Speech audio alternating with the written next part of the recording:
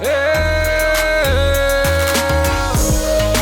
fall with a real one? Yeah, I know you wanna fall with a real one. Wanna fall with a real one? Yeah, I know you wanna fall with a real one. Hey. Welcome, ladies and gentlemen, to 710 The Dab. I'm your host, Shane O'Mac. He's Danny Flavor. What's up, guys? We got my man No Way in the house today. I want to thank you guys for joining us for an hour of smooth listening. Before we get started, I just want to let you know that this show is brought to you by Theraleaf Relief. Ooh, fire. If you're in the Bay Area, I suggest you make a trip down to San Jose. Definitely. Give them a look. They just got a fresh drop of Terpex flower. Flavors. Got 4 brand new flavors on the shelf right now, waiting for you to come try them out. Flavors. We are also brought to you by Made from Dirt Organics, guys. Rub it in real nice. Rub it in real nice. Medicated salves, topicals, infused with CBD and THC. Go get yours today at a dispensary near you. Get that dirt. Get that dirt. And with that out of the way, Let's kick this funky thing. Hey. Hey. Yeah. Know Real it. ones, yeah. Yeah. oh Mac, Real Flavors. ones, yeah. know it, know it. Yeah. No way on the strings now. Hey. No way. Hey. Hey. Yeah. Real ones. Here we go now. Episode 21. Oh yeah, yeah. Episode 21, we just having some fun. Back in the thing, about to sing. Whoa, whoa. I be smoking do-si-do, Yeah. and I'm about to let it flow. Yeah, I'm about to let it go. Hey. Now. Light another one up, yeah. Light it. Roll some purple skunk, yeah. Put the purple in the trunk now. Rolling real high, rolling gotta Take get 'em for high, more. yeah. Gotta get real high, yeah. I'm smoking on the cherry pie, yeah. Got the Mando breath and I just take a breath on the West Coast, yeah. No way in the house now. Yeah, yeah. I be riding on a mouse now. Yeah. Oh, and you Hey, know I'm going hey, hard, hey. hitting balls out the yard, riding down the boulevard. Yeah, yeah. Got the Skittles in the bag now. Back now. Trying to solve all these riddles Oh, now. Mac yeah. in the background. Tasting the rainbow. Here we go, let's go, yeah. Roll another one up, yeah. Give me more purple skunk, yeah. Got the purple in my trunk and I don't give a fuck what the cops be thinking, oh. Big bags of grapes make me feel real good. Put it in a backwood. Yeah. Rolling through the back streets of my neighborhood. Yeah, you know I'm bringing the wood to the party. No Bacardi, I'm smoking Bob Marley. I be riding in a Harley. Yeah. Oh, Steve Irwin on safari. Made from dirt, yeah, I rub it in, yeah. Rub it up, tub it in, yeah. Dirt for the win. Looking for the sub again at the subway, motherfucker. Oh, hey, Hey, smoking smoking purple kush, GDP, yeah. drinking lemonade in the shade. Purple I got it kush, made. Yeah. Whoa, yeah, smoking yeah. big fat blunts full of perp every day. Whoa, hey. And I'm smoking lemon cherry gelato, yeah. And it feels like I won the lotto, yeah. I got these money on my dick and I'm eating all the bitches. Ooh, this is a falsetto mixed with some heavy metal. Yeah, really getting silly. I be smoking on the Billy Kimber. Hey, it's the real ones. About to kick this fucking thing off, real ones. Huh. Smoking Johnny Lotto and I'm fucking all these models and you know I won the lotto now, yeah. Smoking on a big bag, Look, best purple that I ever had. Homie, know you, I'm never sad. Oh, I be smoking on the granddad. I think that is a good way to bring it in. That gives you a little taste, in a way, of pretty much the way we start off every show.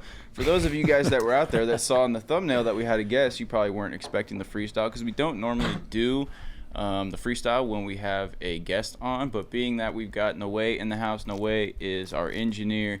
He is a man of music, and he's also very talented on the guitar. So we asked him if he would be down to play us a little riff so that we could still get our freestyle in today. And I think that really hit the spot. that was fire, man. This guy can really play, man. He plays a lot of guitar on my tracks, especially some of the music that's about to be coming out. One actually just went on pre-order right now at 9 o'clock. It's like 10 o'clock, so Yeah.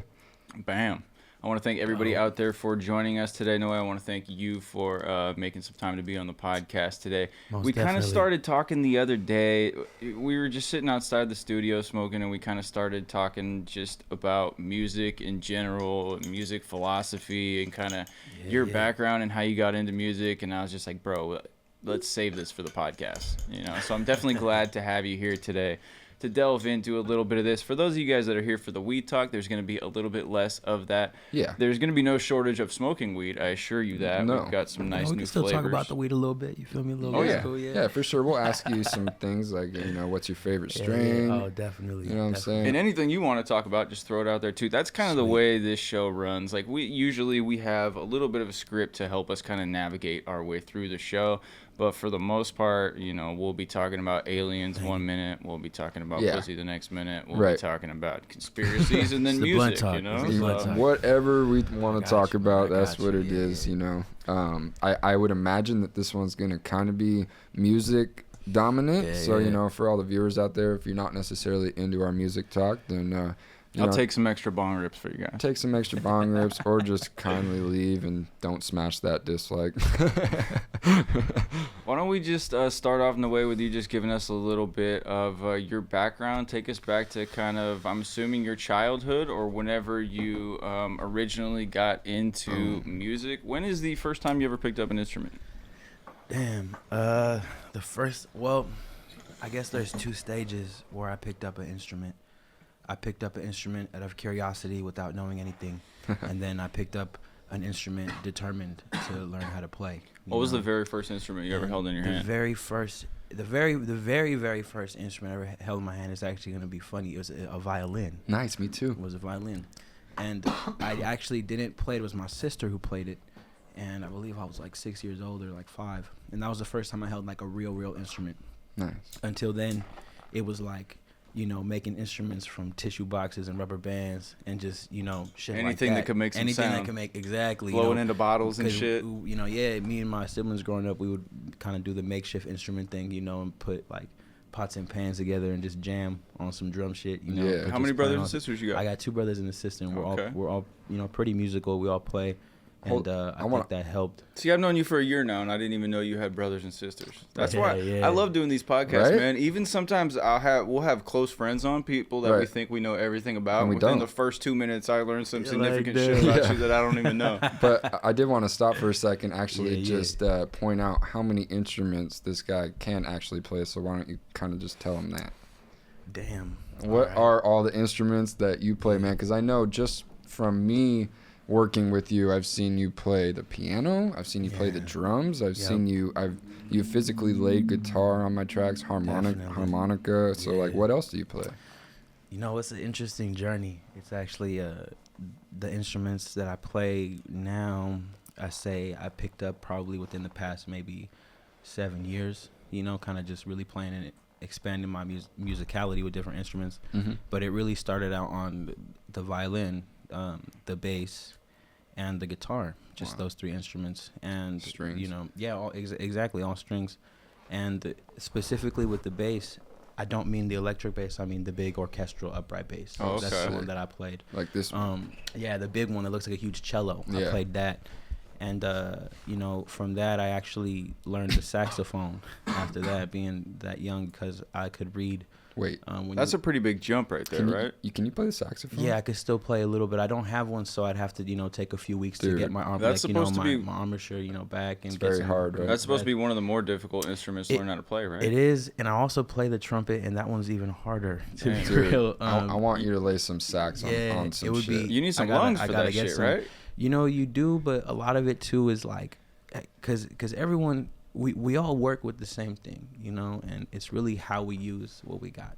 And we all, you know, everyone that has lungs or that has breath, you have equal capability of using that. But a lot of times, you know, musicians, there's a lot of layers to being able to play. Right. Like it's like by yourself, you may be able to play, and then you pick up the instrument in front of someone and you shit yourself, right? Like you can't play, and you're like, oh shit, I thought I could play. Like I thought I was good.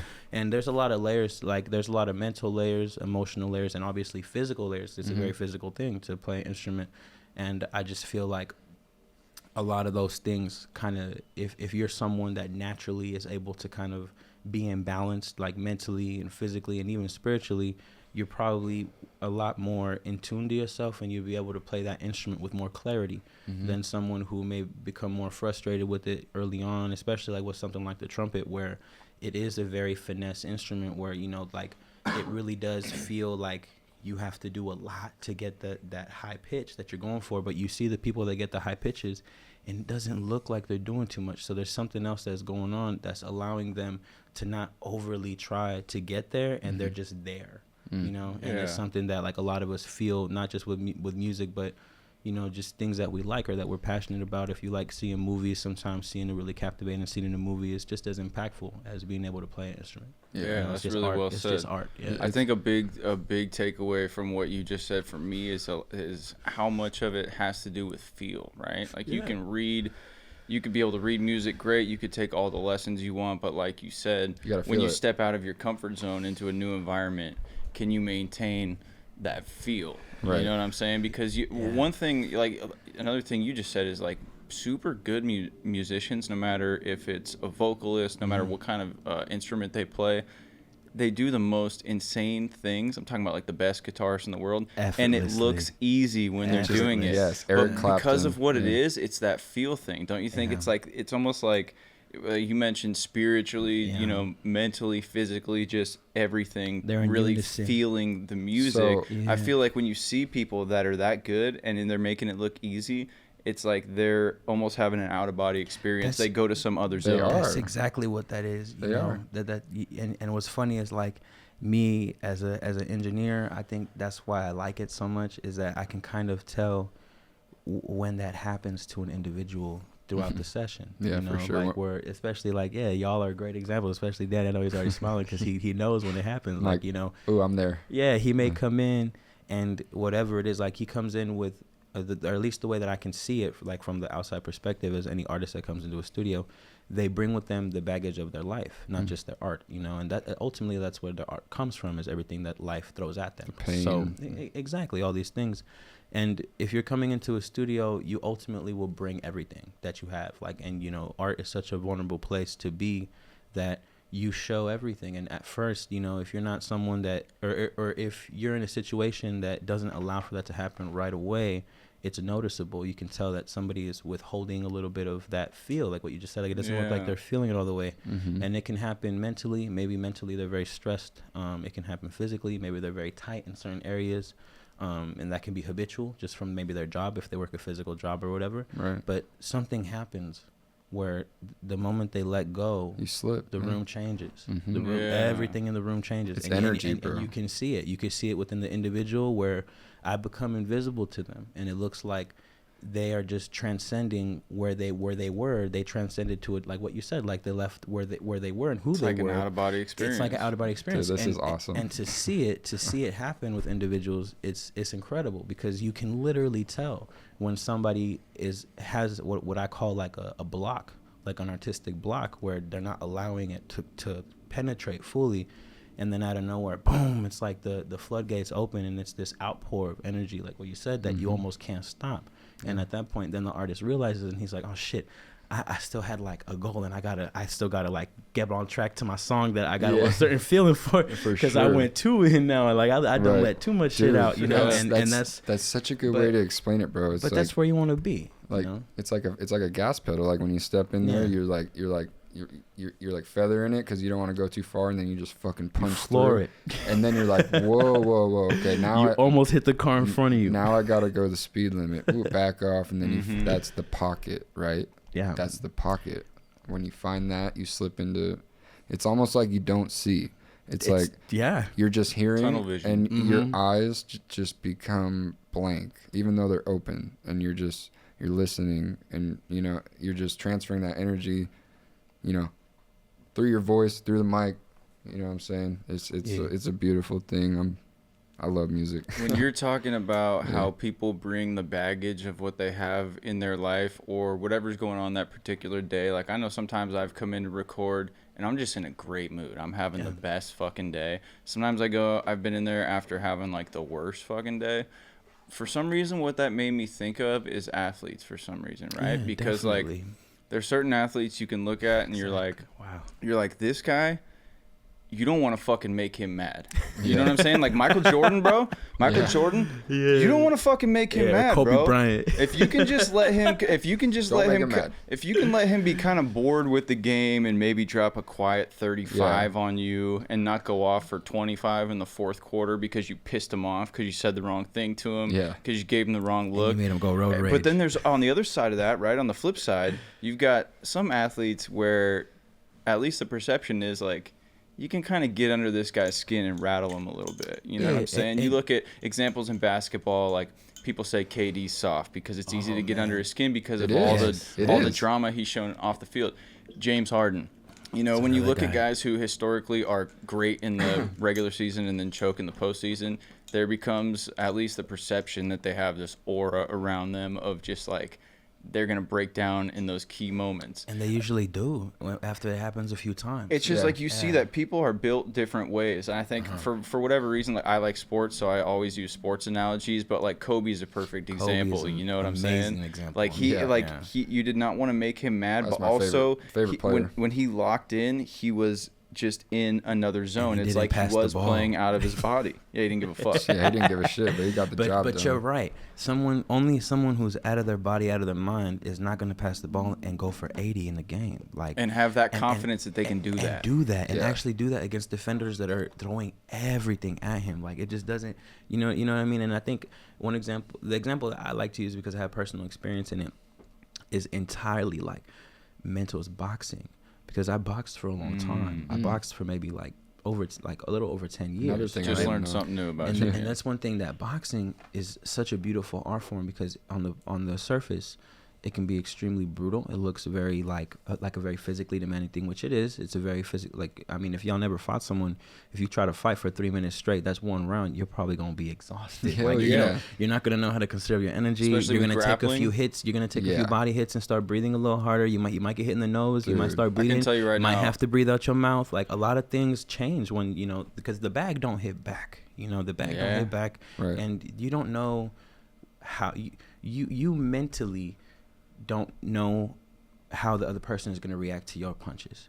You may think you hit hard, and mentally, if the other person is taking your punches and it's doing nothing, you will feel, if you are not mentally strong enough, you will feel like you're not even hurting this individual. Yeah. And what will happen is the tide might turn. He might land one good punch on you, and now you're shook, and you think he's the strong one, and he sees that fear that's so fundamentally because it's an emotion, and that's why boxing is an emotional thing. It's not just a physical thing. When a fighter sees fear in you, it's a natural thing. Attack. And it's easy. It's easy when you have an emotional fighter because an emotional fighter fights from an emotional point. They're not in balance no more. Their emotions, their spirituality, and their mind and their body, they're not in check. So they lose control. Conor McGregor. You know, Yeah. they lose control, and then you think of the word to describe the perfect boxer, and it's poise. You see, you got these loudmouth fighters that are like, oh, I'm gonna rip your head off in the ring and this and that, and then you get the image of the guy on the other side who's just taking it calm, cool. and He's like, collected. I'm not gonna say nothing to you. I'm gonna get in that ring, and none of your barking has any effect on my mind because I prepared and I'm mentally ready to go the distance because I know that this fight is a fight against my own mentality and my own spirit and my own emotion. And do I have it in me to be emotionally in check? Can I not get angry when I don't have an effect on you that I want? And can I not get angry when I get hit? You know, can I not be sad if I lose? All these things are so. Are you battle tested? Yes, all these things are emotional things. It's not just a physical thing because boxing, as gracious as it can be for a good fighter, it could be the most humiliating experience of your life if you've been knocked out. And that's another thing is if you've experienced that before, how do you come back from that? Where is your mental? Where's your mind?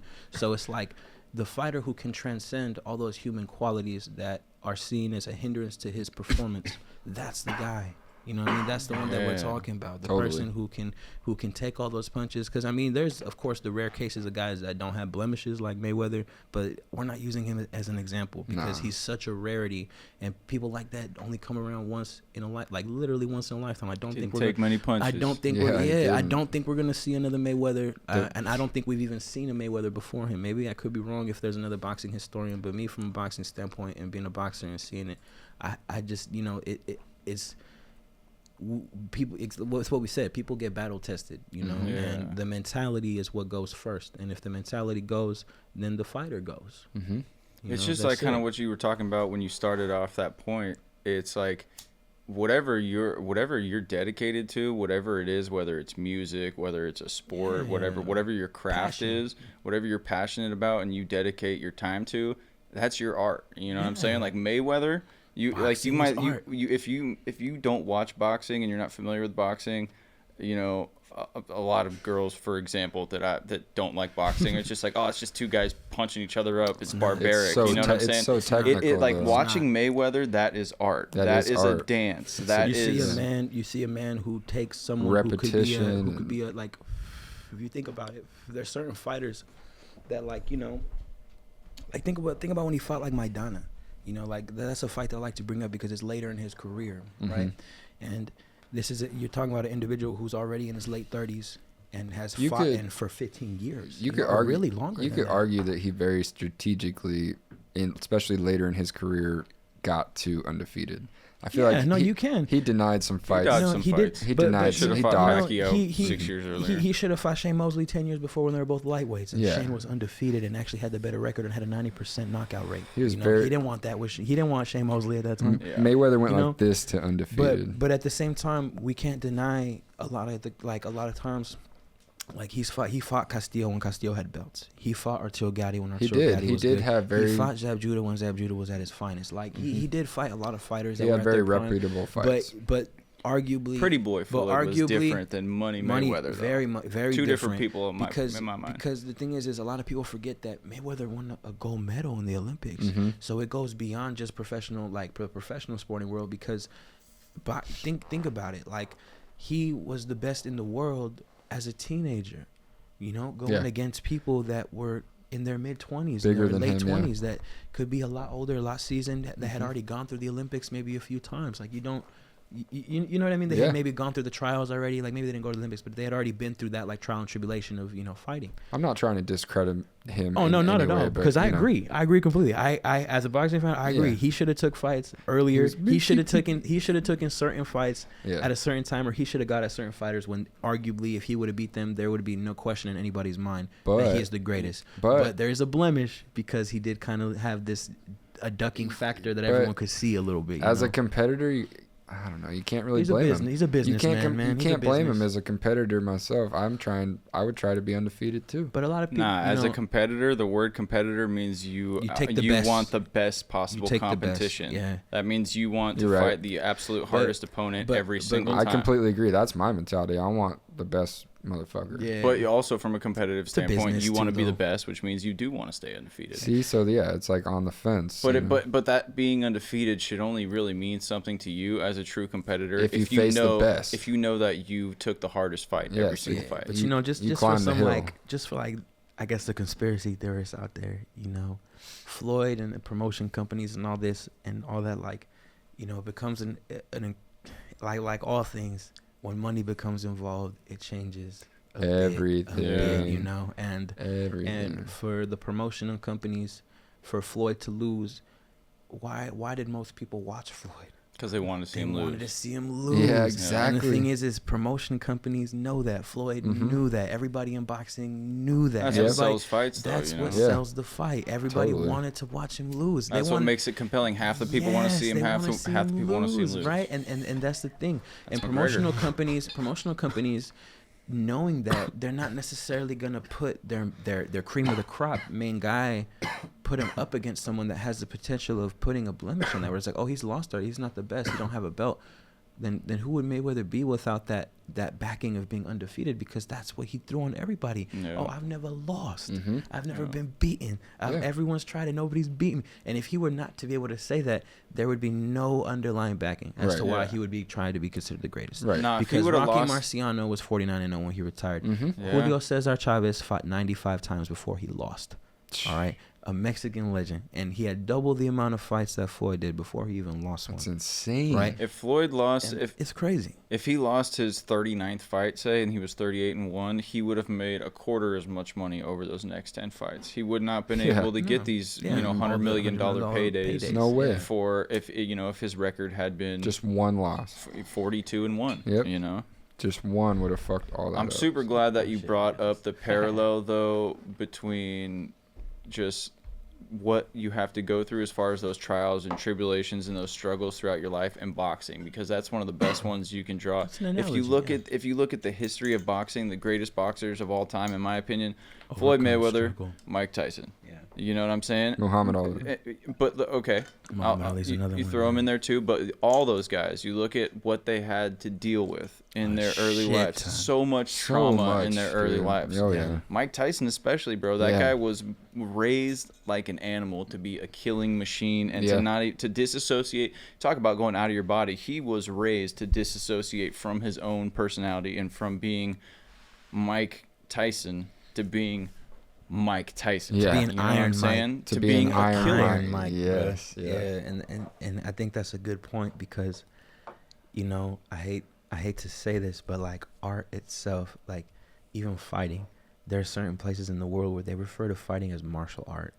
You know what I'm saying? Yeah. Like straight up, Yeah. martial art, and it's an art form. Keyword being art. Art, yeah. It's an art form. It is art form. Fighting is an art form. That's what it is because in reality, all art, in one way or another, works to manipulate certain body movements for certain outcomes Right. on the outside, right? Yeah. From the onlooker from the outside. That's what art looks like. You talk about a visual art, a painter. Mhm. They're manipulating. Yes, exactly. They're manipulating the brush physically to get a reaction from something, and they're using some kind of medium. Even the actor manipulates the body movement to give you And the voice. and the voice. They manipulate everything, all of themselves. Mm-hmm. Music. You Musicians, manipulate, you manipulate sound. the sound. You manipulate your arms. Yep. Everything revolves. Keys. Everything revolves around movement. Yeah. And movement in general for us there's a lot of movement that's available to us as humans. We've evolved with a lot of different rotating and moving pieces. We're a very complex like organism, Yeah. and we've evolved to be able to move in ways that a lot of other animals can't. And we have art kind of because of that, because we're able to grip brushes a certain way, and we have these elaborate movements that we can Opposable master. thumbs. Opposable, Yeah. everything. Yeah, key. there's a lot of things that happened for us in a very, I don't even want to say coincidental way, but Yeah. we have this beautiful thing that we could do Yeah. where we can manifest art and expression through physical movement. And I think partially what's really important is that a lot of us, I'm gonna tie this into it because it's very important, and I don't know if y'all at your age are feeling it yet. I kind of feel it, but I've played music for a while and I did it incorrectly for so long. That like physical pain in the body usually accompanies life.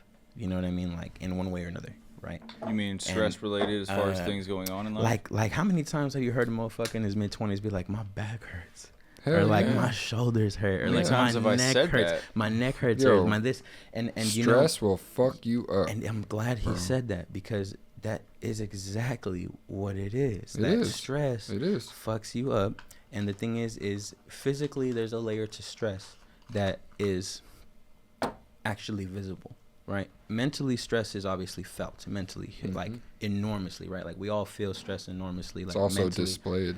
And it is displayed, and it's usually displayed in a very habitual way. Like when you look, like motherfuckers will be able to ask you, "Are you okay? Like, do you look stressed? Or like you look a little stressed, right? Like all these kind of things. Like you look and, pale. and all these emotions kind of they're accompanied, like our mental, our mind, and the way we think. All these thoughts and our emotions, they actually trigger a physical set of reactions physically with our body. So the thing is we kind of have to remember that when we have stress mentally, it's actually coming up somewhere in our body. Oh, yeah, somewhere. for sure. It's coming up somewhere. Whether it's visible. tensing your shoulders Tensing, or exactly, being tense. And the thing is these how I describe being tense it's subconscious. and trying to move is imagine flexing your wrist, like your forearm, like making a really tight forearm, and then trying to move your hand. Yeah. right? It's hard. There's no mobility. It's not available. So a lot of the little intricate movements that we need to make sound, to make beautiful textures, Need to be relaxed. we need to be completely Jaw relaxed. free of tension, because or I would say free of the wrong tension. We want support and tone and balance. Here's something is stress. A lot of people keep it in their jaw. Well, the a lot of the thing is you can't sing when you're the first place that most people will feel tension, or the first place that gets tense is actually the neck. And what happens is there's actually a chain reaction in your body that stress triggers. It's called downward pull. And what happens is our bodies are designed to be from our like, yeah, it's pretty crazy. Like our bodies are designed to be from our, like when we're sitting, like as we're sitting now, we have sit bones at the bottom, like they're rocker bones at the bottom, kind of by our tailbone where we sit on, and we balance on that. And our spine goes from there all the way to the base of our head. I need a bonger. So if you think about it, the neck really isn't separate from your spine, so it shouldn't be. But the first thing that happens when somebody slouches is the neck collapses. And when the neck collapses, the whole head is disproportionately placed somewhere where it shouldn't be, because the spine has now been misaligned where it needs to send and receive messages from. You make me want to sit up straight. So what happens is this is just a very gradual thing, because back pain, when it starts to be felt, it's not that it wasn't there. It's actually been there the whole time.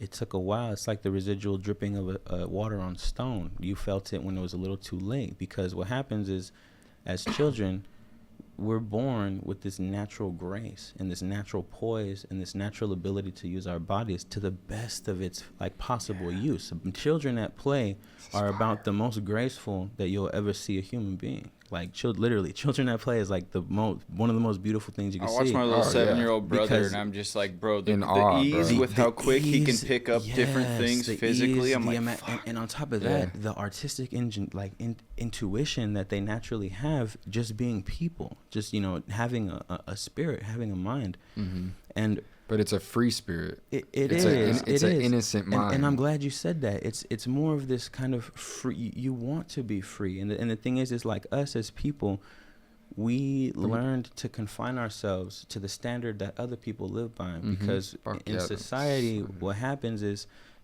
think of it like this. We're 5 years old. We have this gracious, beautiful posture, right? I don't even like using that word, but we have this use of our body that hasn't been tainted yet. Maybe we've been watching our parents and we started to imitate them a bit, but it didn't get ingrained yet, because we still had that very free and like just joyous enjoying of life. You know what fucks it up is like movies and TV shows and now social media. But if you think about it, the first place it happens, and probably the most important, is when you go to school. Because what happens is you're forced to slouch over a desk like 6 hours a day. You're not taught how to hold the pencil. You're not taught that your arm and your shoulder and everything should feel loose and graceful and easy. So you got a bunch of kids that are gripping this pencil like it's 1,000 pounds when the pencil weighs as much as a feather.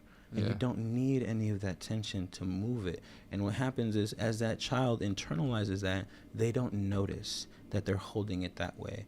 And what happens is that becomes internalized. And if you do that long enough, you actually won't even feel. You won't feel how tight you are until you have arthritis, or until you have carpal tunnel, or until you have something that is debilitating.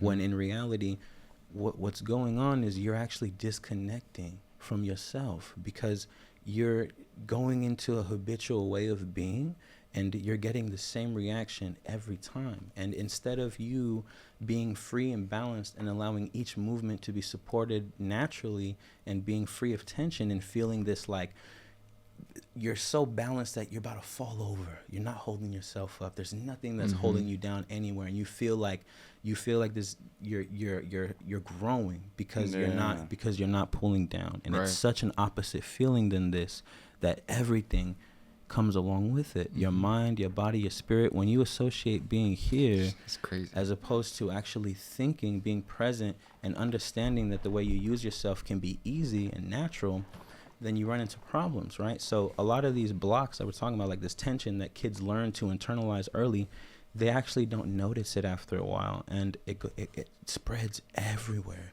It spreads to your back, your hips lock, your knees lock, your ankles lock, crazy. your shoulders lock, your calves. wrists lock, your jaws lock, your necks lock, and you are fixed like that. Your Your muscles entire get body, tight, yeah. that analogy that I used, when you tighten your forearm and you try to move your hand, that's your whole body.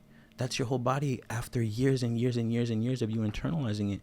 And the thing is your central nervous system, it stopped sending that signal to you years ago that was not something that you should be doing, because everyone around you reinforced this idea that it was. Dude, that's crazy. Right? It's crazy because I went through this a little bit. I was really starting to slouch, like really bad. Everybody eventually does. I even told you about it, and honestly, we've had some pretty stressful lives over the past Everybody does. 3-4 years. Everybody does. Yeah, 20s. It's hard. 20s It's are hard. tough, man. But like, yeah, I just got a posture corrector. You know what I'm saying? I'm Yeah, I seen you with it. I'm not gonna lie, man. Yeah, and I wore that thing Back for brace. like two months. It's not really a brace. It's more just a reminder. It was only on the top half. It didn't wrap around. It was literally just to remind me every time I went like this. Because it stretch, you feel would be stretch. like I think it was honestly re-triggering my central nerve every time you like feel it get tight. As soon as you slouch, it gets like tight, and it reminds your brain like, yo, and then boom, In you reality, it's easier to explain with simple imagery than it is to feel within ourselves, Here's because we're so disconnected from it. Oh yeah, go ahead. pop. I was just gonna say, here's the one thing: is I do feel a lot healthier mentally and physically since I corrected my posture. It's a miracle.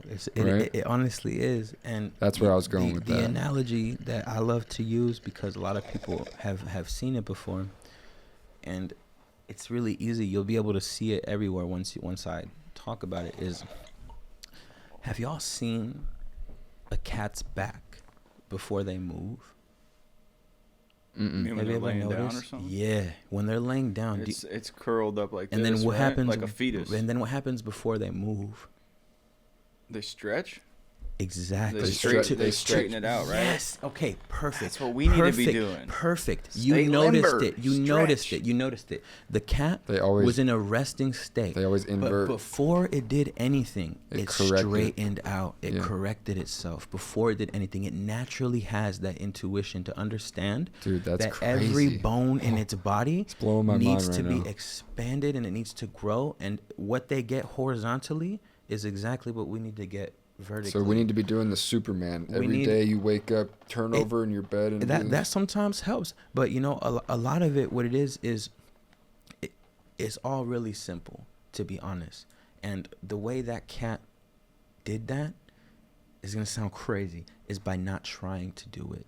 It's if just that makes sense. it's like It intuition just- almost. Instinct. It's a part of Instinct. that's the word. Instinct. Because you don't do instinct. It happens. You're It born happens. with it. You're born with it. Yeah. You're born with it. It's something that is so natural to you that it's not about doing it. It's about not doing everything that you put in its place. And that's the truth.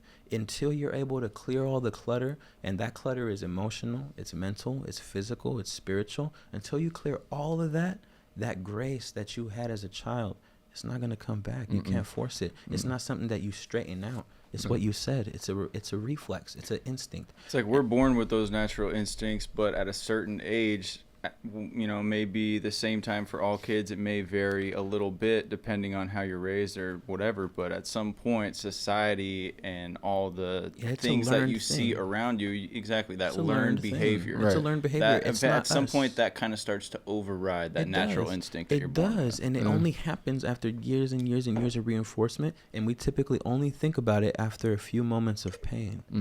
Yeah, you start know? to feel the We're pain. like, oh shit, our back hurts. I Fuck. must have done something just now to hurt my back, It's and like, we never no. think for a moment. That's just I wonder if piled the up. entire way I was using my back to begin with maybe hurt it. the wrong way. know? Yeah. And that's the thing, is we don't really know how to return to that. It's very scary. It's hard. We don't have the tools to say, I'm going to clear everything out and be my natural self now.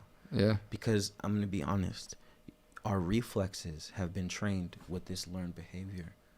And every time you have an impulse, you return.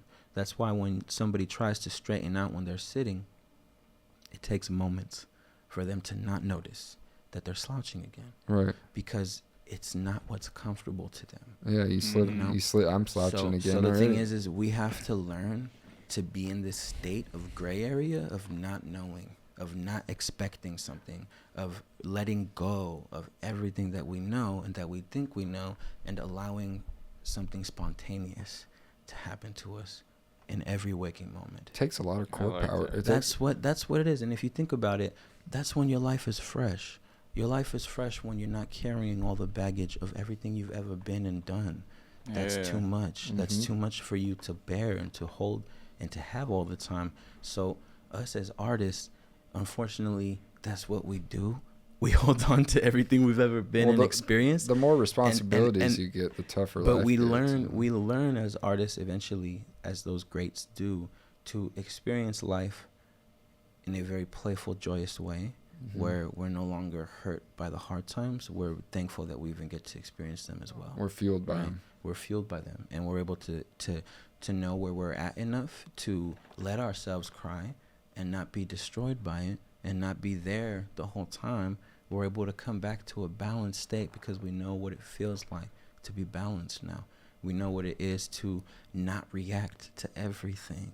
And that's the problem. We're overstimulated. We Mhm. react to everything. We have a Everything. reaction to everything. Those We of you have an guys out there opinion looking for a about life coach, everything. we will leave Noe's email in the description of this But video. you know, Dude, that's a lot of it. Hey, you no, are hey, this hey, most cerebral dude I know, and I've always wondered, like, you just seem so fucking level, even keel, Evil chill Knievel. all the time, and I've always wondered, like, how does he get to that place and stay there? And now hearing you talk about a lot of this stuff is giving me like a better understanding of Dude, just like I your have mind these- state and the way you look at the world. I have you know? these conversations with Noe after almost every session for at least 10 minutes over a 'cause backwood. to be honest, I feel like naturally art just does that to you. Totally. You know, like you just become a beautiful person, and like you have conversations with people. Like, It's, yeah, like you said, you open up, and it really what an artist, to me, what they do is an artist's job is like, you're not performing no words, man. It's not about the words.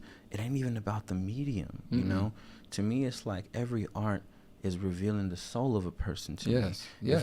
If they're not showing me their soul, then their art is being kept for themselves still and Right. being reserved in the tank. Yeah, It's not, show me it's your not soul. coming. It's not coming through fully. And the really good shit, the stuff that really makes you feel it, the stuff that you can feel fucking in your Yeah. bones, it's always So, someone putting I- themselves out there. Yeah, You know what I mean? that's to me what I always describe it as, and what I've always, at least what I now think I understand, is that really the key to art and the key to good art, in my opinion, is actually vulnerability. You know, Yeah. to me, being vulnerable is actually what art should bring about, because if you think about it, this is what, at least the way I think I understand it, is that when we go to, let's say I want to impact you both emotionally, right? I want to move both of you with an emotional performance Mhm. that'll have both of y'all just bawling, right? Like, I want to do that to y'all.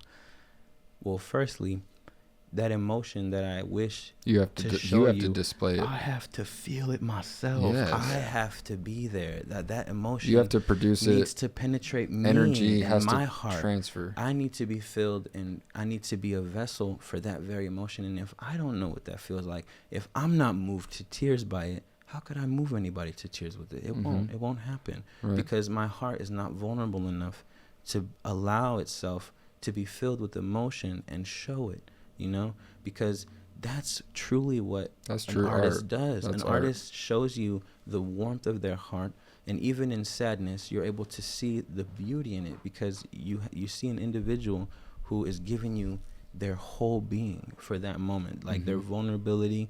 And I mean, just art itself is very trippy. Like, a lot of us are, you know, like, I'm friends with a lot of artists, and a lot of us have very similar traits. You know, we tend to be a little more on the insecure side about things. Maybe we didn't Mhm. receive the acknowledgement and encouragement that we wish we did as youth, and you know, there's a lot of factors that tie into good art. Mhm. But in my opinion, that everybody is vulnerable, and the individuals that don't want to show that, they just, I'm not sure. Well, you got to have a You know, story, you know? Yeah, and You got to have a story to tell. Otherwise, in my opinion, honestly, to be quite frank, your material is kind of just like, you know, I want to Yeah, no, listen. I want to definitely. listen to somebody's pain or happiness or everything, whatever We're all emotion. those Here, things. what about this though? I think to me one of the because like my style in the way. The Yeah, one thing I'm definitely. into more than anything else when it comes to music is lyrics.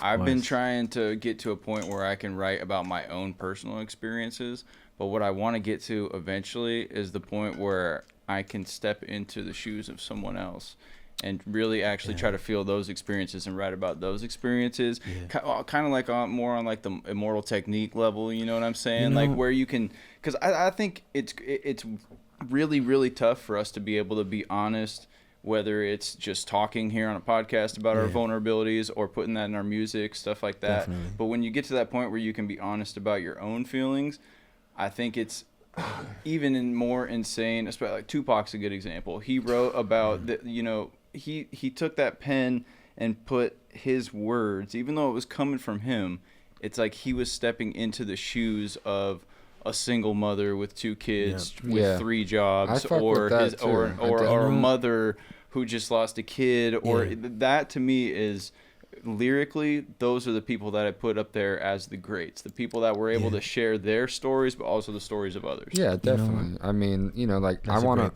point out. So I actually just watched. I just watched the Lady Gaga and Bradley Cooper movie. I heard that was amazing. Stars I haven't seen it yet. I've been waiting. I'm waiting for it's amazing. I like to watch movies. It's amazing. It kind of depends. Like for me, like I'm a Marvel guy, right? I go watch every Marvel movie when it comes out. But when there's a movie that is like highly lauded and everybody is kind of raving about it, really I'll wait to watch it until everyone stops talking about it. Yeah. Because I want to just be able to watch it for soak it in. what it is, and soak it in. Because I know if I watch it around the hype, I'll have all of that shit in mind. The Like, bias they said and shit. that- I also like go this in and with that. certain expectations when they make like a biopic about an artist, that I especially love. with music, especially if it's somebody I like love. Pac, I'm like, the Pac art. you better not fuck this The up. Pac one was terrible. The Tupac The one All has Eyes been on Me, terrible. I would say that there's parts where,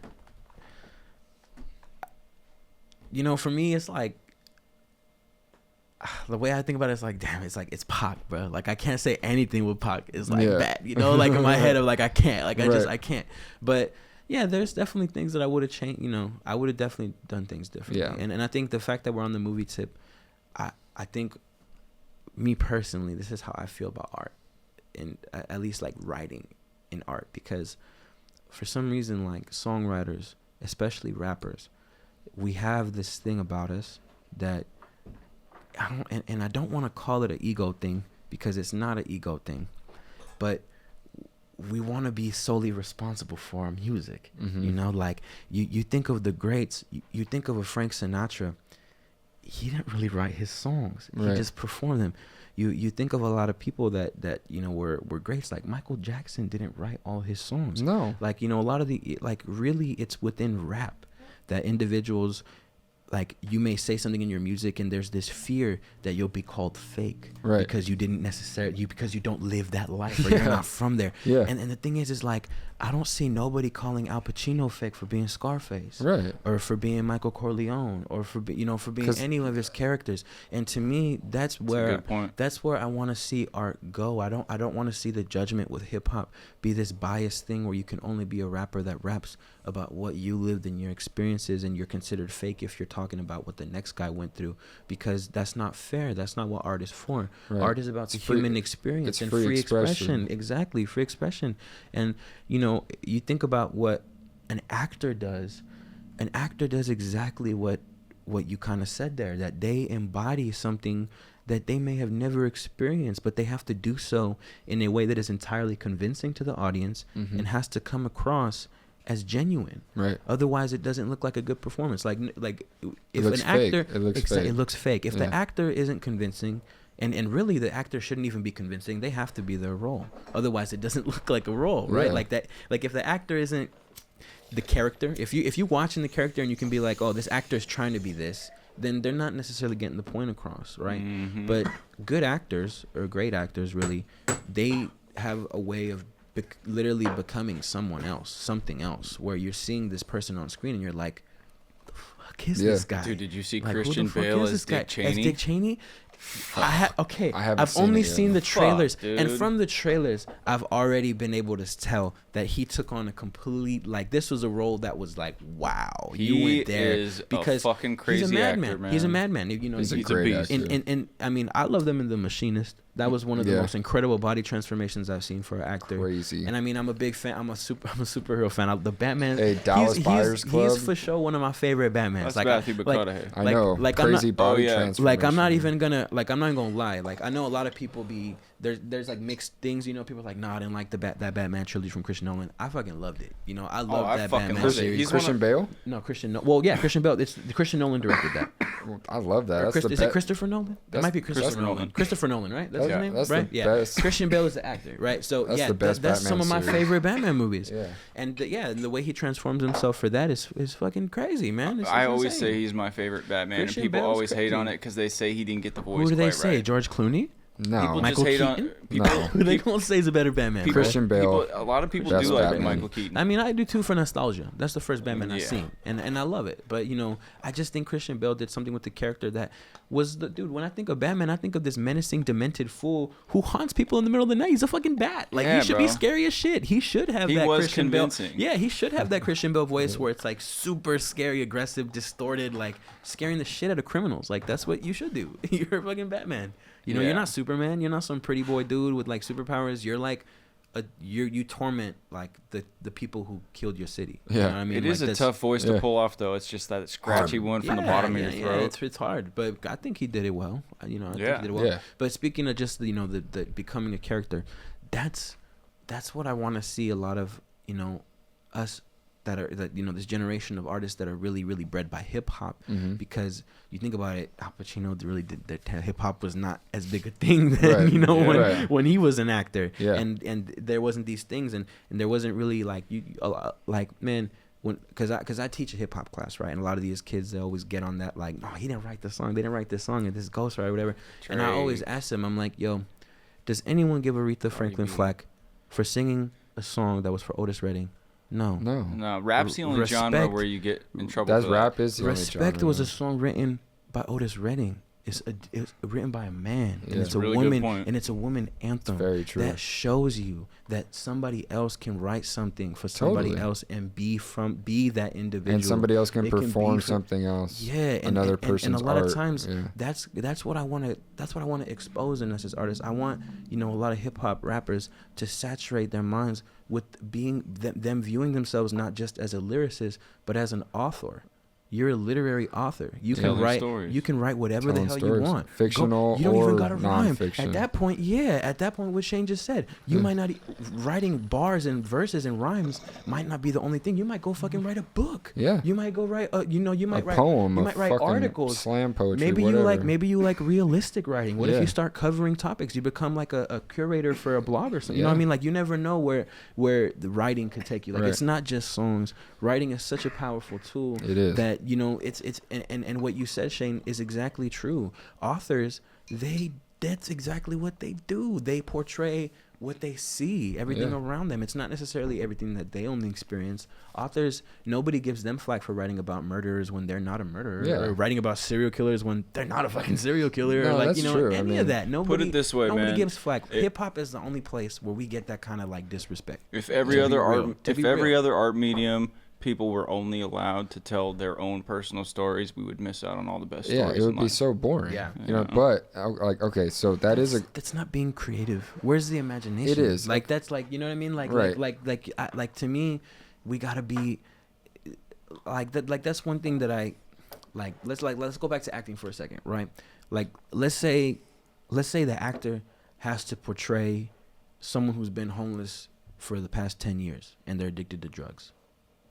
That actor is not going to want to go experience homelessness and drug addiction. Right. He's going to have to do something creatively with his imagination to take himself He's there. got to really put himself He's got to there. really he has to put himself there Mhm. without actually having lived that And that's life. Well, there's a that's, name- That's the art. That's and the art. that's the art, the Yes. creativity. Where is that artist's imagination? He has such a broad imagination that his thoughts and his heart is so Yeah. open that what he's imagining is bringing about a physical response Right. in his body. So and that's the art. I'm gonna tie this all together now because I feel like, so what you're like, obviously like I initially said, you know, I think that music should be about personal stories, right?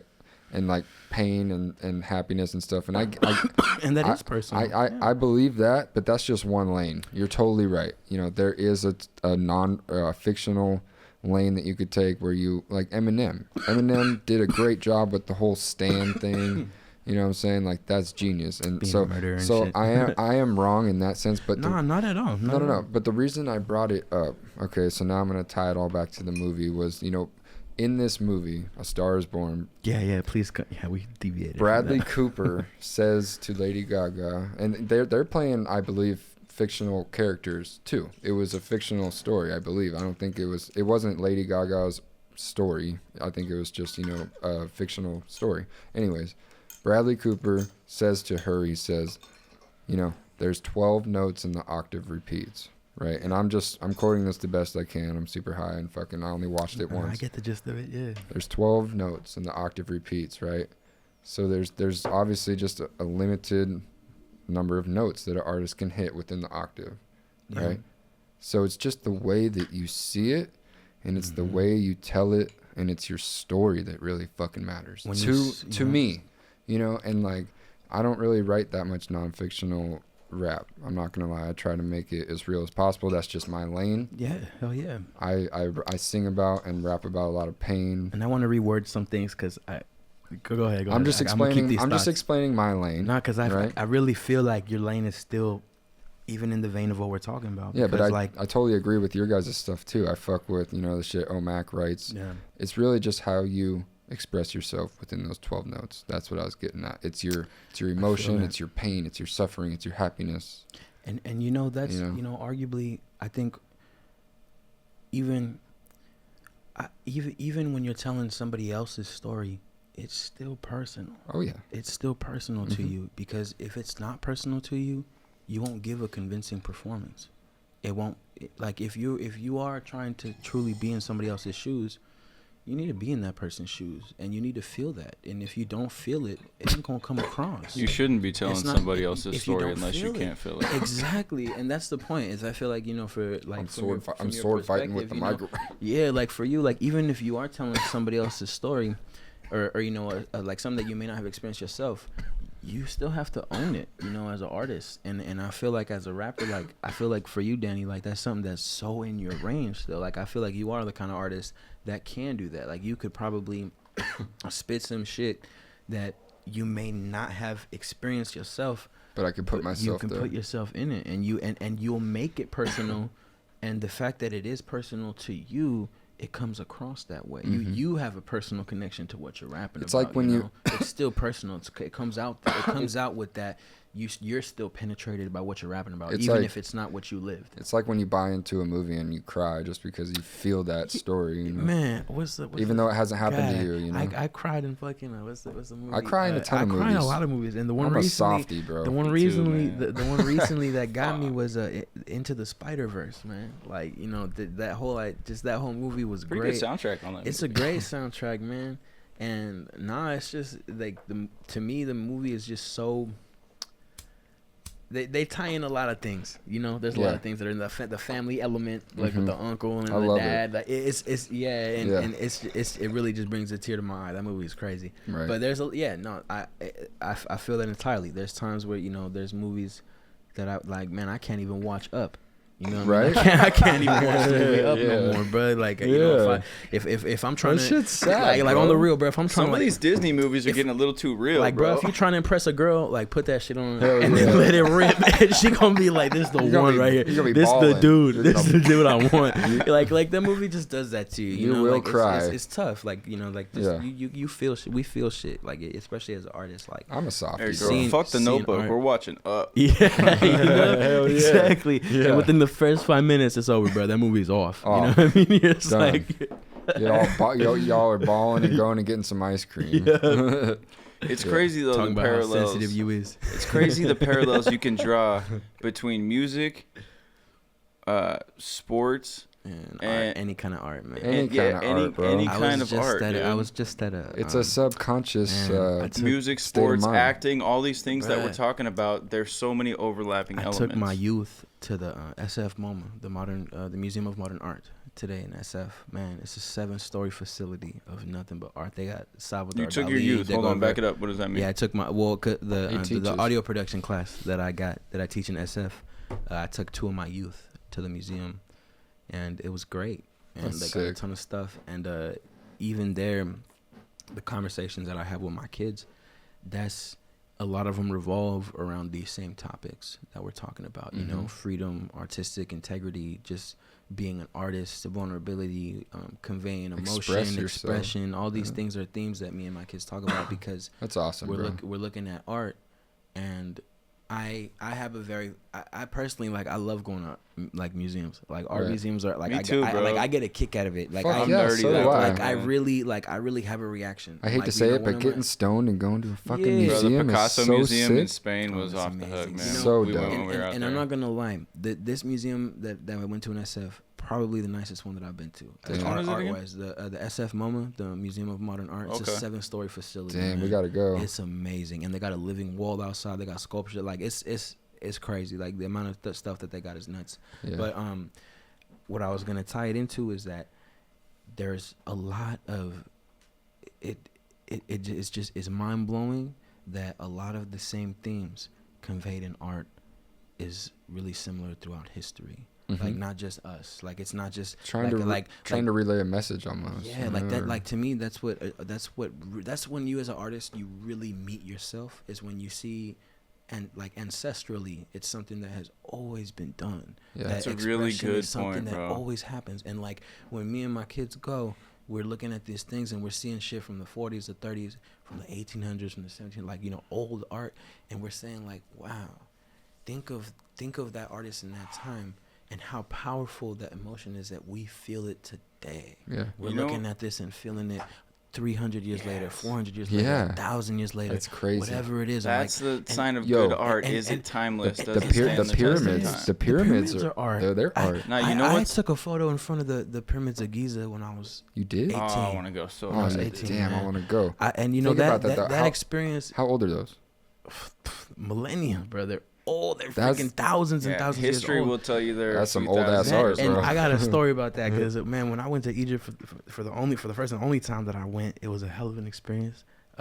And man, I got lost, and I'm not gonna lie, like the long story short, Damn. bro, I Sounds like my Mexico trip. No, bro. Long story short, I trusted a homie that I had met on the Nile River because I had just come out of the National Museum of Antiquities. I just seen the Mask of Tutankhamun. Right, I was like on Fuck, a high. dude. I was like, holy shit. Damn. I left this Museum of Antiquities and then I was right on the Nile River. Right, I was like thinking historically. I'm like, You saw bro, it all. I was like, I'm on the Nile River. Holy shit! And then this guy asked me for the time, so I'm like, he was asking me in Arabic, and I was like, I don't speak Arabic, and he was like, oh, that's cool. I speak English, right? And he starts talking to me, and he tells me, oh, you're not from here. Like, what have you seen so far? Like, what are you trying to do?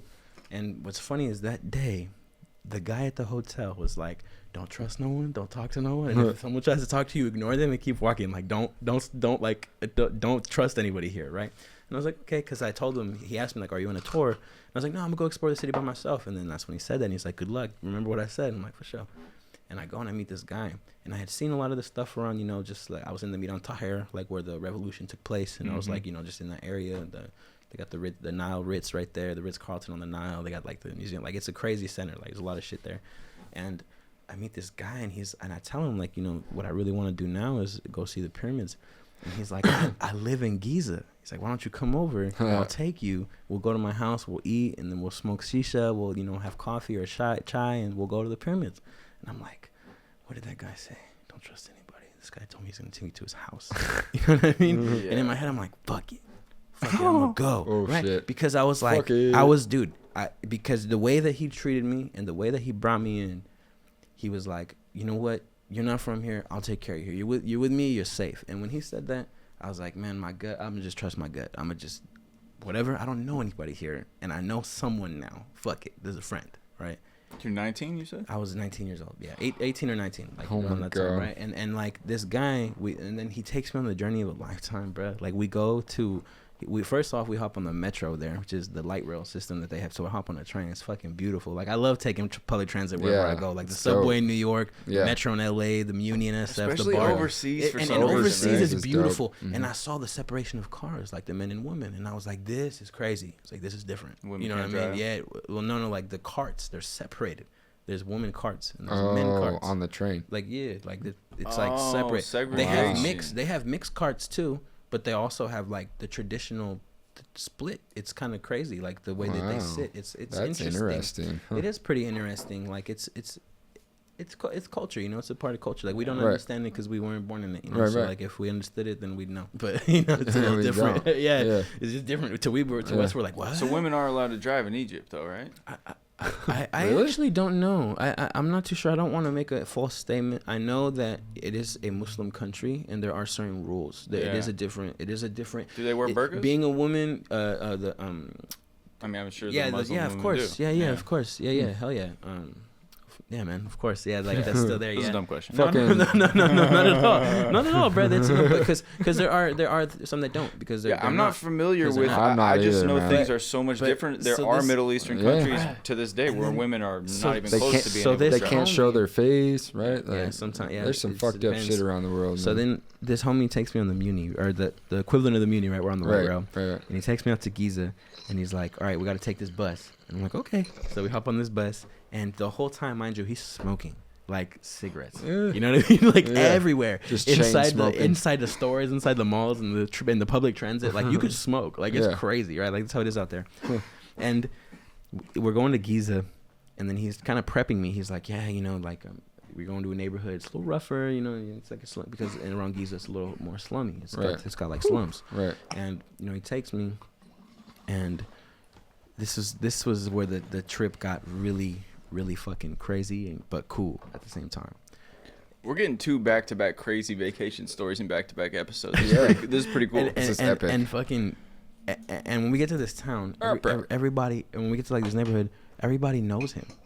It's weird. It's like the homie. He's the homie. Yeah, I'm walking around with the dude who like everyone is like, hey, like, Bro, hey, this what's is up? the Pharaoh of Egypt. And I'm like, what? Hello. I'm like, what the hell? We know this exact same guy in Spain, Bruh, Barcelona. Yeah. Bruh. And this is what's funny. This is what's hella funny. He's like, we're gonna go smoke shisha. I'm like, okay, right. So we get tea and we're smoking hookah, and he knows the guy who owns the shop. He's like, oh, you're here, like what's up? And he's like, I'll be right back. I got a treat for you, right? And then he leans over and he's like, you smoke weed, right? And then I was just like, my man, Bro, like, isn't what? weed like chop your head off style shit in Hashish. Egypt? He asked me if I smoked hashish, and I was like, hell yeah. And he comes out, he brings out a joint a little bit bigger than the one that you brought. Okay. Right? They're rolling fat over there. Two of them. Damn. 2 of them. One for me, one for him. Right? He's like, here, bro, here, y'all smoke. And we're smoking these fucking hash joints, and maybe halfway through, homie's like, hey, there's a camel outside for you.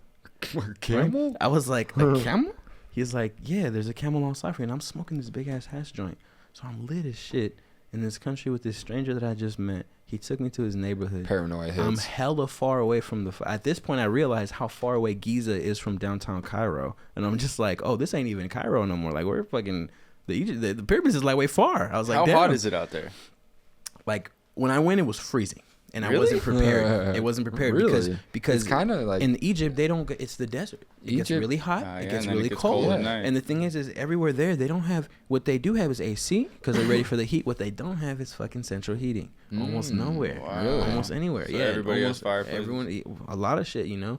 And so they let me know there's a camel outside for me. I'm smoking this hash joint, and then this shit What? happens, right? And then this whole thing is happening, and I'm taking this joint outside, and then he's like, "Here, I want you to meet the camel that you're gonna ride." And I'm like, "What?" You've ridden on a camel. Yeah. Oh, and we then- need to talk and then- about this and then after he the was show like- because I've been trying to do a music video Bruh. while riding on a camel for years now. and he's like, "Here, go ahead and pet him. Like, let him get to know you. You're gonna be like with them for a little bit." I was like, What? "Okay." And like I was like, "Shit." I started petting him. It's hella cool, Fucking you know what I mean? camel? He's just like fucking, you know, fucking licking his lips. It's hella funny. And eventually What? I get on. You know, we finish this joint and I get on, and they ask me, they're like, "So what do you want to do? Do you want to go into the complex, or would you rather go around out into the desert and look at the pyramids with the view of the city in the background?" right? And then Number 2, and then I please. thought about it, right? I thought about They're it. gonna and then take me somewhere and kill me. That's where. the spot, right? Oh, That's fuck. exactly what I thought. I was like, damn, Fuck it, number 2. I'm out here, and he even said it. He's like, I recommend number 2. It looks really nice from out there. And I was like, At least you'll damn. dial Fuck into the sick it. view. That's what I said. I was like, you know what? I'm already out here. I already lightweight think I'm dead. Like this Fuck experience is so Fuck surreal. it, number 2. And that's what I said. I was like, fucking number 2. Let's do number 2. I want to go out into the desert. And so the homie that I was with, this is where it got really crazy. He was like, all right, I'm not going to go with you, okay? I'm going to hand you off to my friend, and he's going to take you. No. Oh, So then what? this other homie who was on This the... guy gets paid just to go round people up This during the other day and bring them homie- to this guy at this night, other, bro. this other homie, that's what I thought, right? And Human this, trafficking. and this other, I don't even want to laugh at that, but No, That's yeah. fucked but up. this That was a human- bad joke. That's really hey, Brett, bad. dark humor. You're a comedian. It's good. But I was gonna say that. So we go out, and this guy is extremely friendly, and like, he's just getting to know me. We're talking, and we ride out for maybe like 25 minutes or whatever. And then he's like, "This is the spot." I'm like, "Okay," and like I hop off, and there's like stones on the ground, and he like had me pick up stones. And I didn't know why. And he would pick up stones and like position them on my phone a certain way. And he'd make it look like I was like holding up the pyramids and like holding stones that are like really the size of pebbles. It made him look like I was holding boulders up because they look like the pyramid shit. boulders, right? Oh. So he was taking all these quests like tourist photos for me. And like I had no idea what was going on. And we just start talking. And at that point, I realized, I was like, there's no ill intention here. Like this homie, These guys are this peaceful. homie is from here. Yeah. Realized that I didn't know where I was, and he's like, well, man, the pyramids are in my backyard. Just come and look at them real quick. Yeah. I have friends in the neighborhood, you know. That's awesome, And I was there. I gotta with see these- this and I was picture. there- yeah, I'll show y'all pictures that I got. And I was there with them, or with this man, and we were outside. And we're just looking at the pyramids, and it's crazy. You see the pyramids, you're able to see the whole city. You see the Nile River breaking the 2 parts of Cairo. Like it's crazy. It's nuts. Damn. Like and the way it feels when you're looking at these kind of structures, you feel the energy of the art, like what you were saying. Mhm. The I was art gonna where it's ask you like, how you holy felt fuck. when you were there. Like you feel this like I don't like you feel so connected to being human and your ancestry, and you realize that we are all essentially experiencing the same form of human experience where we come here and we express. That's what we do, and the people that express are the beautiful. ones that we see, the people that were able to say something that lasted that long. Yeah. Like and it's beautiful, it's crazy. But then the story gets funnier because my credit cards all get blocked. Oh, no. Because I had just come from Ethiopia. Dude. I was in Ethiopia. I didn't have any money in Mexico either Right, for a I was couple in, hours. I was in Ethiopia, and thought then it they was shut fraud. down my credit cards because I used it in Egypt, Oh, right? So no. then I was like, "Fuck, I can't get back," and it's dark. And I told him, I was like, "How much is a taxi out here?" And he was like, "Dude, a taxi won't even take you all the way over there. It's like far." And I was like, "Oh fuck, like this is crazy." And then I asked him, like, should I take a bus back? And he was like, "I don't want to let you do that. It's dangerous. Like, I don't want to I can't." He was like, "You're with me. I can't just let you leave, you know?" And I was like, "So I'm like, what do you want me to stuck here? do?" What? And he was like, "Let's go to my house. You can just stay at my house." And I was like, That's "Fuck, dope. bro." You stayed at his house? I did. Damn. And you know the craziest You thing? went to bed like, I hope I wake up. Bruh, you know the craziest thing? I'm not even lying. I had never experienced this kind of culture shock before. The homie had him and his wife sleep on the floor in the living room so I could sleep on their bed. What? No. Yes. I would've And been like, and no. I And did knowing it. you, I'm sure Bruh, you I declined did so many times. decline He's like, so "I many demand this." times. I literally was like, "Dude, I'm not gonna make your wife sleep on the floor so I can sleep in her bed." Like, And I'm he was like, not. "No, it's." And he was like, "You literally, the part that got me, that I was like, okay." Like, the first one he said, he was like, "Do you not trust me?" He's like, "I've let you into my home," and I'm like, "Oh fuck." He's right. I could be a killer. You know what I mean? That's when it hit me. Yeah. Where I was like, the You're like, all right, vulnerability. I was all like, right. I'm around his family, and they fed me and all this stuff. They had a delicious lamb soup. Like, it was crazy. Like, everything was great. And that's when it hit me. I was like, damn, the humanity. Like, I'm over here judgmental with Yeah. him when he has every It's right. natural, though. He It's has natural. every It's right not. to It's- think that of me. It's natural It's for not- us as it's instinct. Americans. As It's Americans. But instinct. not for them, But not bro. for them. Not for other And- cultures. And then the second part, and then the second I part, would say it's and the instinct. second part that made me truly, truly understand was he was like, "Listen, if you don't do this, you're disrespecting us. You're our guest. It's You're in our house. It's natural to fear the unknown, though. Yeah, But a you know, little bit, real but if you ones experience explore it, the but if you unknown. experience it a few times, then you're right. Then it is like, oh, this is how it is here. Yeah. But like that whole thing was one of the craziest interactions where he was like, "You don't trust me."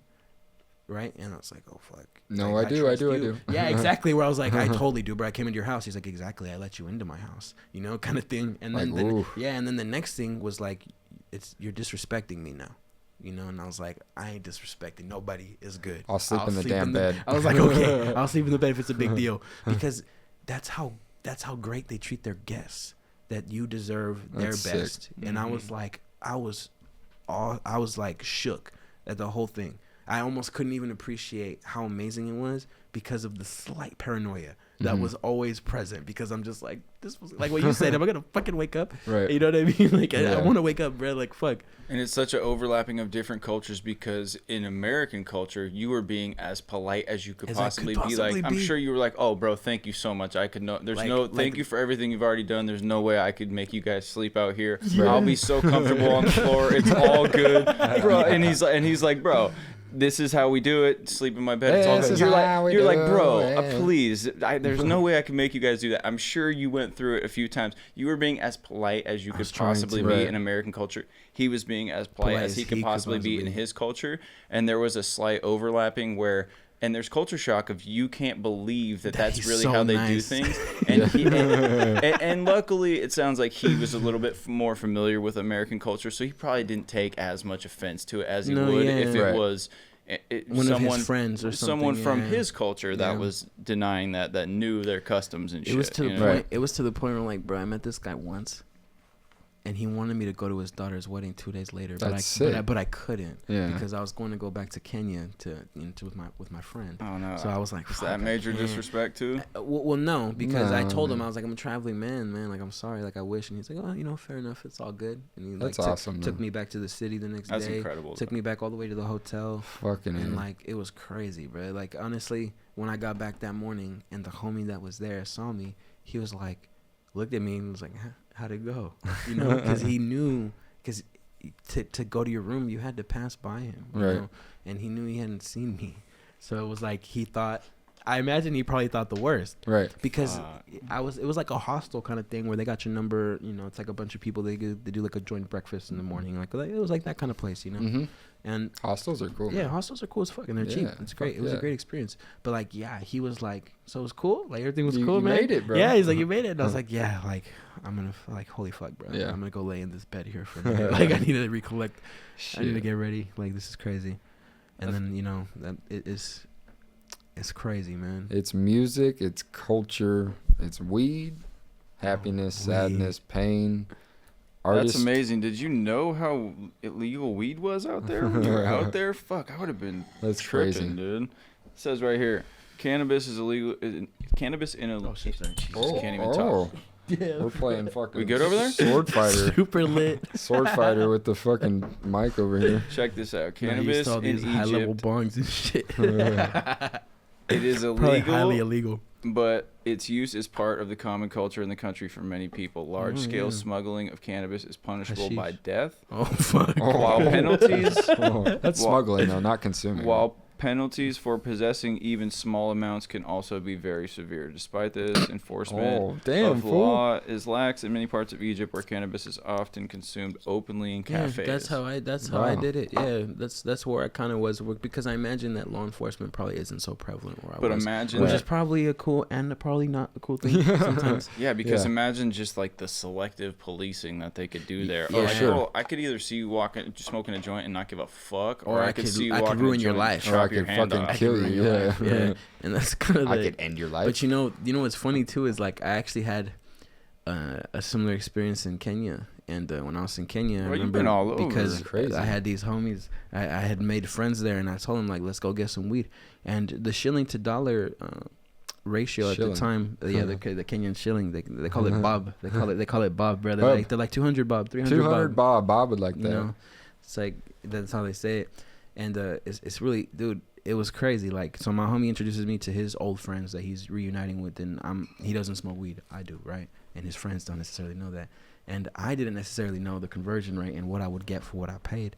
And $1 was 100 shilling when I was there. So it's like 1 to 100. Damn. You know, 10 to 1,000. Shillings, I like that. Shillings. 10 to 1,000. Per shilling. It's 10 to 1,000, Shillings bro. and shekels. Think about that for a second. It's 10 to 1,000. You know what I'm saying? So like, when I asked for a 10 sack, I gave him 1,000 bob, right? So when I said let's go get weed, and they're like, cool, how much you got? And I pull out what I thought was a 10. I was like, 1,000 bob. They're like, holy fuck, man. they're like, how much do you want to buy? Like, what do you? Pound? They're like, I don't even know if this dealer has that much. You know? And in my head, I was like, a 10 How sack? cheap is Yeah, I was like, a 10 sack? I was like, are you That's serious? so funny. I was like, bro. what's going on? I was like, I just want a 10 sack, bro. Like, give me a gram, whatever. Like, you know, comes out with the fucking garbage bag, bro. Oh Like a my fucking god! Of the worst bag. weed ever. It got me high. Hey, that's So, all that matters, bro. I don't know if it's high. because I don't know if it's because I rolled the joint the size of my forearm, Oh, or because fucking telephone pole. you know, or you know. And it was funny because his friends gave me their joint papers, right? And they had these baby ass joint papers, and I connected like fucking Ooh. like 8 of them, dude. You Be know what I le- mean? be Like, legit style. Yeah, like they were like, "What is he doing, man?" And like I was just Making a big old rice making paper. a big old joint. And when I rolled it, they were just like, "Holy fuck!" The Like, size it of was a so big. binder paper. And I passed it around because it was a reunion for my friend. My friend had come back, you know, for the first time. So it was like 11 or 12 of his friends. Yeah. And we all hit this joint on a rooftop looking at Nairobi. Oh, sick. It was crazy, bruh. It was super crazy. That's like, dope. and me, that's also another point where the paranoia kind of set in. And I was like, I'm high on a roof in Africa. Yeah. This is crazy. It's You know? insane. And like I was looking around, I was like, this is nuts. Mother Like, you Earth. could see the Nairobi National motherland. Park in the distance, like where the safari starts, and you can see the city. Like Yeah. they're literally smack next to each other. And it's crazy. We gotta go. You're We're making gonna me go. feel like I gotta go. We are somewhere. gonna go one Crazy, day. man. Yeah, no, that We was are. crazy. Yeah, Hey, Kenya was beautiful. We're gonna go. So you're a well-traveled man. You smoke a lot of somewhat, weed. yeah, smoke a lot of Where else in the world, obviously other than California, have you found? Let's do other than the U.S. Where have you been that had the best trees? Damn. I'm not gonna lie, that hashish joint in Egypt That was pretty fire, but I think it's because it's hash. Yeah, as I far don't as- think it was flour. I think it No. was like a straight hash yeah, joint. no, As they far like. as I'm packing pretty the sure that punch. Yeah, they like that. I think it's like a straight hash joint. More that and Moroccan shit hash style. got me so fucked up. And I think maybe it was because I had a gap from when I smoked, right? Like I had smoked some time in Kenya. Yeah, it was a little like tolerance week, break. It was like a week break. Yeah. And then I went and smoked this fat ass hash joint to You're my like, face. And then I'm on a "Whew." Camel. It intensifies like times 10. Yeah. And I'm like Like, in what this the hell's country that I'm going not on? in. Yeah, like it's I'm not- paranoia. kind of, It you know. boosts your I love high this for story. sure. That was one of probably the awesome. strongest that I tried, because Mexican weed is like, man, I don't know. Yeah. I haven't had good I've had friends tell me stories that Mexico got some good weed now, Yeah. but Sure I they got haven't. some good But I weed. haven't had it there. You know, everything that I've ever had from there or tried there is just bunk. You know, it's like I had to sift through a lot of the stemmies and Yeah, the I've had some seeds straight and, bunk ass weed, you know, but looks kind of grass. Arizona grass-ish. had some bunk ass weed in the early 2000s. Straight fucking had. I to- hear they got the good shit now. I hear they got some like, isn't it medicinal now? Yeah, no, it's medicinal. medicinal. It's right? hit or miss. I've been there. My dad lives there. The stores are hit or miss. I feel that, but it- you can find it. You can right? find Yeah, fire there yeah, for yeah. sure, but you know, honestly, speaking of fucked up, man, I got the worst cotton mouth right now. Get some water, bro. This fucking Mendo breath is dank, man. This is probably one of my favorite tasting strains right now. Yeah, I was lightweight worried I wasn't gonna be able to hang with all the shit we got going. But- I know you want to ask for the coffee. Yeah, You can just kill that. I'll ask for it, but to be It's honest, like I the fourth feel like episode in a row. I hate to be blunt, but we already lost one camera, so I think we I should. switched it over to this guy. Yep, we should probably hit this fucking little acoustic freestyle Yeah, though, yeah, and definitely. hit our final sponsor and ride on out of here. Though. Yeah, there Hell was yeah. a bunch of questions that I wanted to ask you more on the music tip. I had questions like, Shit, that's the Great next excuse. time Great around. excuse for When- another adventure. when with no did way. you know that you wanted to, do music for a living? I think we should save all this stuff for Dope. next We got time. another, If you'll podcast worth. do us Yeah. the honor of coming That'd on be great. again. Yeah, I would love Yeah. to. This was a lot of Definitely. fun, man. I didn't know, that you were gonna have all these stories. I learned a lot about you. Yeah, That's it's what's fun. been dope as fuck about us, podcast bro. stuff, Because yeah. like we've had guests on, we've gotten to learn a lot about in a short amount of time. You can sit down with someone on a podcast and learn a lot about one person. Yeah, But it doesn't yeah. matter if that's someone you're meeting for the first time, or if it's your best friend, homie. even, Yeah. or Yeah. just someone that you really think you know pretty well. There's just I feel like I know you way better. there's now so after much this stuff that podcast. you can't Yeah, talk I feel about. that, You know, man. you could go a whole lifetime knowing somebody and still talk about something new every day and learn something new about them every day. Yeah. Yeah, no, You I know? agree. Just I because agree, you man. know somebody, doesn't mean that you know everything about them. No, I think the perfect example a lot of times, man, is like our parents, man. Like we're with our parents Mhm. so long from when we're younger, but You never least- really quite know them because yeah, they had life before you. until you make an investment Yeah. and you try to find out Right. who they are and what they like and all their Right. things. Like it's on. Yeah. It has to be, and vice versa. It's on them too. Like It's they saw totally- you grow up, but then a large portion of the time, like 40 hours a week, you're gonna be away from them either at school or Yeah. a job, and you develop a personality away from them and your friends and your mannerisms, and you kind of change who you are when you're away. You know what I mean? When you're in front of them, you kind of Yeah. get this like, oh shit, this is my parents. Like Yeah. But yeah, I think I agree. Sometimes even the people that you're around all the time, you may not necessarily ask the questions that you would people you're meeting for the first time. For sure. And then that kind of goes like just assumed that you know, Yeah. but you might not. You might So, not. yeah, it's You pretty crazy. You just might not know. And I just want to give a shout out to. I mean, I'm not sure if the camera catches it, but he doing that with scissors. Yeah, no. You like that? He's the old school that's funky fire. one. That's the fire. I'm on that Yeah. old school. He's tech, the bro. old school funky That's Because one. you like- see the size I got going over here. See how Perfect flow. everything's kind of the same size here. I It's got a couple also- smaller ones as kind of fillers, but I get a way better bowl that smokes better that Yeah. way. I I like agree. it better for blunts, especially agree. even Yeah. joints if you cut it Airflow. up right. Airflow. You Yeah. gotta leave bigger things and smaller things. The main reason I do it is for the flavor. I've always felt like Yeah. grinders, at least I hate most of them, grinders. chop up the weed too much. Like if Yeah. I have to use a grinder, I'll put it in and just give it a little grind. Like I don't those little actually- plastic ones that you can just like let it Yeah. out real Yeah. quick. You can kind of leave it like that. Yeah. I think Burner just dropped some that are made out of all hemp. I think they're the Wow, the that's same ones amazing. that he usually charges like I don't know $50-$60 for, but they're like $8 because they're Yeah. made out of The hemp. hemp, Yeah, that's fire. recyclable, all that shit. That's But yeah, kinda no, that cool. reminds me of that's just old school cutting it up with the fucking the scissors. That's how I That's like dope. it, man. I'm That's very spiritually connected to the bud. Like you doing it with your hands. I like to touch the weed and Yeah. feel the weed. I don't No, like to I've mess actually- it up too much with my hands. I've actually but- told that too. I got a few homies that be using rollers to roll their joints, and, Yeah. and like it's not that I don't like smoking those joints; they smoke fine. I It's don't just think like they the do. connection. That like you don't have that connection to your joint. Yeah, where you're like, it's the I ritual- rolled it's this. the ritual of Yeah, rolling it's like a whole thing where you're like what you said. You got contact with the joint. You feel Right. you feel like you're it's really like you're a part of it. It's a part of you. Yeah. Like It's one of the things that I love the most about smoking is It's the whole rolling it up, ritual and all yeah, the the whole smells thing. and flavors and shit. You the know? notes that it leaves on your fingers. You'd be like, oh, Yeah, that's the other thing. My other Okay. thought process with the scissors is like all that shit that ends up at the bottom of your grinder and on your fingers. I would much rather have that in my bowl when Yeah. I'm smoking it. Yeah, you know what I'm 100%. saying? Yeah. I get a little hate for the scissor tech, but I'm not shying away I from don't. it. I fucking love the scissors. I don't hate I on it. shout it out when I see it. That's Scissor great. Tech Tommy over there. Scissor tech time. That's Yeah, great. but as Should we get- always, Yeah, man. we are brought to you guys by Pipe King. They were the first sponsor for this show, Yee. and they will continue to be a sponsor for many, many years Grab to come. that Hopefully, guitar.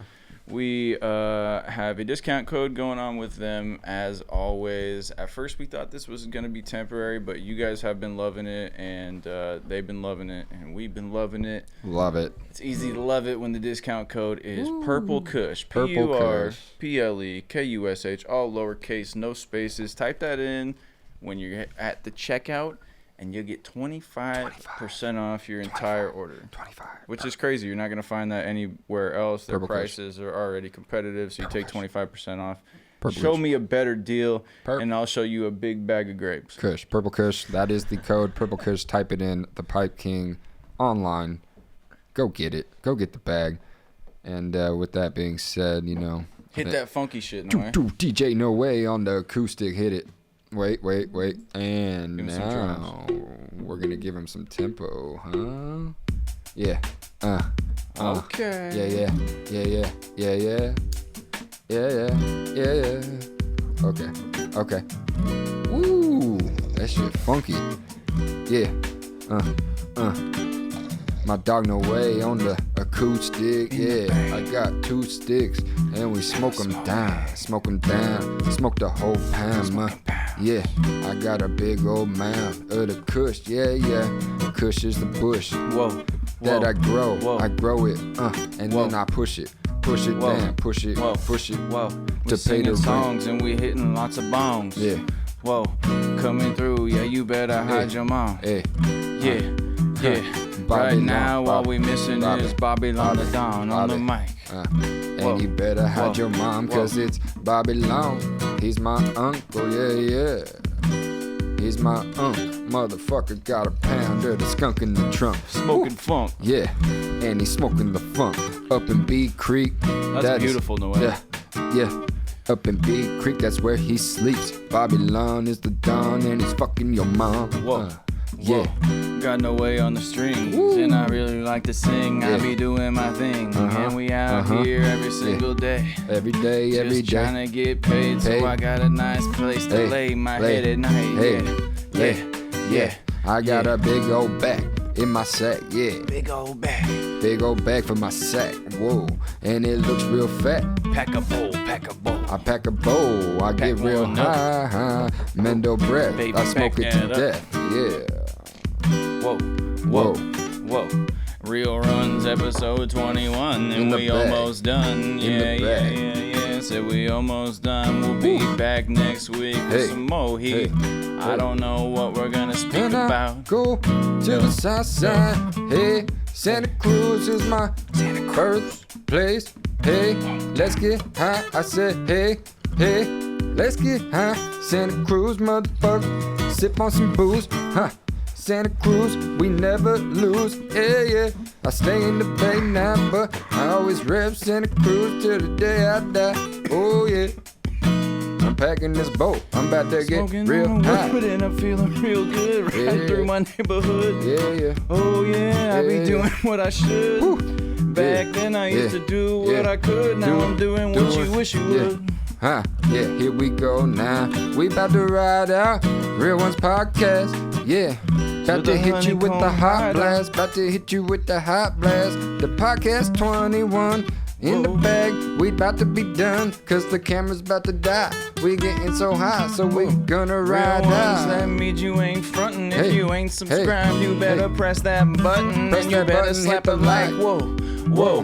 Hit If the you like. don't do that, then Hit the we like. coming for your wife. Hit Whoa. the like. Whoa. Hit the like button now. Whoa. Hit the like button now. And subscribe and get real high. Feel the vibe. Whew. Thanks for watching, guys. As Thank always, you guys for joining us on I'm Danny 710 Flavors. The Dab. he's No Way. And I'm He's Shane O'Mac. boom. We out of this motherfucker. We'll be back next week for some more, guys. Peace. Adios. Yup. All right. Yee. Later. Whoa.